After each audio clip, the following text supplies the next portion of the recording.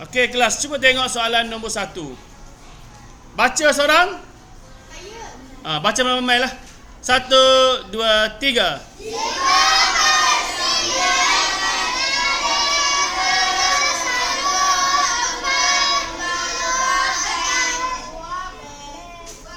Okey, apa dia Aki baca kau buat? 5/9 Okey, dia nak 5/9 daripada 144 buah beg. Apa yang perlu kita buat dulu? Cikgu ada cara bagi tahu kat awak. Okey, daripada ni kita tukarkan menjadi darab. Jadi macam mana? 5/9 darab 144.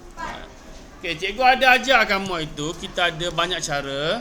Cara pertama ialah atas darab, dapat jawapan terus bahagi. Ataupun kita boleh terus cancellation 9 dengan 140. Boleh tak agak-agak? Okey, kalau tak yakin kita buat satu-satu. Iaitu 144 darab dengan berapa? 5. Okey, 4 darab 5 berapa? 4 darab 5 berapa? Tak dengar berapa? 20. Sifar di bawah, 2 di atas. 4 darab 5 lagi? 20 tambah 2, 22. 1, 5. 5 tambah 2. Jadi 720. 5 darab 4, 720. Lepas tu buat apa? Nurul, apa dia? Bahagi dengan berapa? Bagus. Nampak kita buat ni? Atas darab bawah bahagi.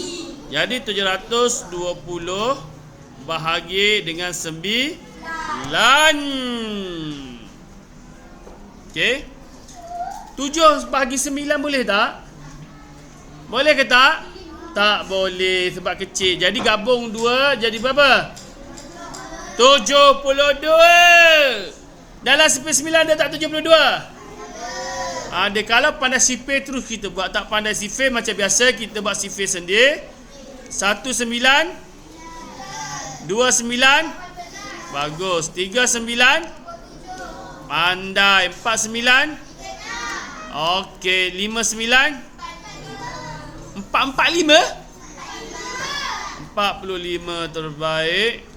6, 9. Okey, 7, 9. 63. 8, 9. 72. Bagus. Sama tak? 72. Darab berapa? 8. Tolak dapat berapa? Sifar si. Okey, kelas sifar yang last ni dah kita tak ada baki. Baki kosong, Akif. Kalau baki kosong kita ada lebih sifar. Nak buat apa? Nurul yang balik, Nurul. Okey, potong letak atas. Jadi berapa tu? 80. Jadi jawapan dia adalah 80. Betul. Okey, bagus.